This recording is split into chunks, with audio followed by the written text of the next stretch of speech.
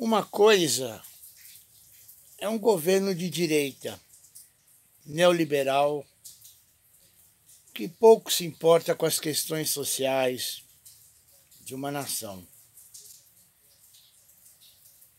Outra coisa é um governo fascista. Uma outra coisa é um governo estúpido. Mas nada supera um governo de direita, pseudo-neoliberal, fascista e estúpido.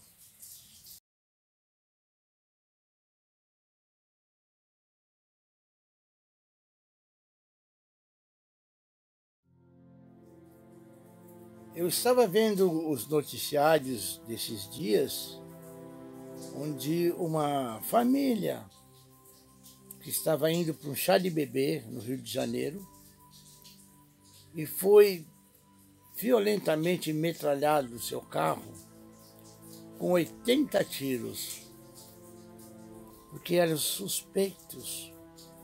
Suspeitos por quê? Porque era uma família de negros? Uma outra coisa que eu notei é o seguinte: as Forças Armadas não existem para fazer segurança interna. Para isso nós temos as polícias civil, militar, as guardas municipais, né? Que recebem, imagina-se, um certo treinamento, coisa que eu também duvido. Mas as Forças Armadas, e principalmente é o caso do Exército, não é uma corporação destinada à segurança interna. Porque soldados militares, eles são preparados para fazer guerra, para matar o inimigo, aniquilar o inimigo. Um inimigo que seu comando diz que é inimigo, né? Geralmente os soldados matam em guerra porque o seu comando disse: matai, matai aquele. Esse é o preparo dos militares para fazer o que lhe cabe. Coisa que já em pleno século XXI a gente já deveria ter abolido há muitas décadas atrás. A Primeira, a Segunda Guerra Mundial e as guerras que a gente vê por aí no Oriente Médio, né? E em outros países, a guerra é uma coisa estúpida. Não faz mais sentido num mundo civilizado, num mundo onde a gente tem como ferramenta a internet, essa ferramenta de tanta habilidade de comunicação, de entendimento entre os povos, né? Se isso já não fosse muito, o uso das Forças Armadas, que são pagas, mantidas para um povo, para defendê-la diante de supostos inimigos externos, não faz sentido essa corporação trabalhar para fazer segurança interna, né? 80 balas, 80 tiros num único alvo. Um carro de uma família desarmada, uma família em paz, uma família a caminho de um chá de bebê, né? Uma família que saiu de casa confiando em que a segurança do seu estado garantia a sua própria segurança. Então isso é um fato estarrecedor. Mas a gente fica muito triste em saber que esse fato não rolou apenas e tão somente naquela ocasião, alguns dias atrás. isso está sendo comum. Eu estava vendo aí um rapaz que estava com um guarda-chuva, aí que foi confundido com uma carabina e foi morto pela polícia. Um outro rapaz, trabalhador, portando uma furadeira elétrica como ferramenta de seu trabalho, também foi confundido e foi assassinado pela polícia. No momento em que um ministro diz que a morte cometida por agentes da polícia, agentes militares, pode ser justificada quando acontece emoção, medo. O que é isso? Onde nós estamos chegando? A gente sempre pensa que o raio vai cair no telhado do vizinho e a gente nunca prepara o nosso para-raio. A gente não sabe. A gente não tem certeza se esse raio pode cair na nossa casa. A gente sair às ruas e a gente ser confundido com uma pessoa que eles querem eliminar e a gente ser eliminado. Eliminar já é um ato vil, não? Porque a força da polícia existe para garantir a segurança da sociedade e não para puni-la, não para vingar-se dela. E para isso existe a justiça. Uma justiça que hoje a gente também não está confiando plenamente.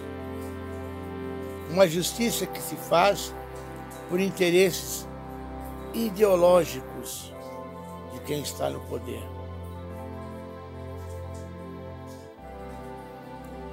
Eu vejo que muita coisa a gente precisa respirar, pensar, meditar, entender a desgraceira que nós estamos vivendo nesse Brasil, talvez até em outros países do mundo também, com esse levante do fascismo que se avoluma em cada lugar desse planeta e principalmente aqui no Brasil, onde um povo, pela sua ignorância, pela sua estupidez, elege governos federal, estadual e municipal, governos que são contra o próprio povo. Ah, mas os caras tinham uma aparência suspeita. O que é aparência suspeita? Aparência suspeita é ser negro? Aparência suspeita é ser pobre? Aparência suspeita é portar uma ferramenta de trabalho? Aparência suspeita é estar com a família dentro de um carro, indo para um chá de bebê? Isso é aparência suspeita? Suspeitos somos todos nós. Suspeito é cada cidadão, então, né? Se a gente se basear nessas premissas, suspeitos somos todos nós, que não está longe de correr o risco de tomar uma bala na cabeça por um desses que a gente paga para fazer a nossa segurança pelo Estado. Então, eu acho que a gente tem que parar para pensar nisso, parar para pensar nos erros que nós cometemos quando nós elegemos estúpidos por causa de uma ideologia que Pouca gente conhece o que é e o que não é, o que deixa de ser. Ai, comunista! Ai, socialista! Ai, o demônio! O demônio! Você acredita em demônio? O demônio a gente cria dentro de nós mesmos. Nós criamos o demônio. Nós construímos a cada pensamento mau, a cada desconfiança, cada vez que a gente pensa só no próprio umbigo e vai bater panela na varanda gourmet em favor de uma elite que não está nem aí para o povo, que simplesmente olha o povo como massinha de manobra, mão de obra barata, consumidor dos seus produtos para o enriquecimento de seus bolsos, alguns nacionais, alguns multinacionais, não é? Então, minha gente, eu acho que é hora da gente parar para refletir e tomar consciência do que nós fizemos com o nosso voto. Aqui mesmo, em São Paulo, o povo elegeu um governador que está destruindo a cultura do nosso povo. Fiquei sabendo que o Museu Afro vai ser fechado por um decreto de corte de verbas desse governo paulista que o povo elegeu. Quanto de nossa história, quanto de nossa cultura, quanto de nossa identidade vai ser perdido? Sabe que o povo não aprendeu ainda com o desastre que aconteceu no Museu Nacional? Ou a gente acha que está tudo muito bem, está tudo muito bom, enquanto não atingir o meu umbigo, enquanto eu estiver morando, enquanto eu estiver comendo, enquanto eu estiver fazendo aquilo que eu gosto, aquilo que eu penso, e prolifero pela internet, está tudo muito bem. Quem se ferrou foi o outro, não fui eu, não é? Mas um dia a bala pode escapar para o seu coração, para a tua cabeça. Vamos voltar a botar os pés no chão. Nós somos brasileiros. Nós nascemos nessa nação.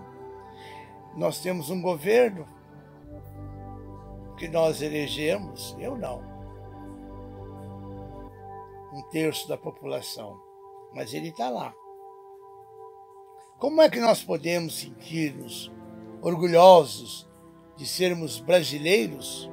Ah, eu sou brasileiro, eu sou brasileiro. Sim, você é brasileiro, mas o Brasil está cuidando dos seus interesses como cidadão, como membro de uma família, como trabalhador, como estudante, como dona de casa, mãe de família, pai de família. Será?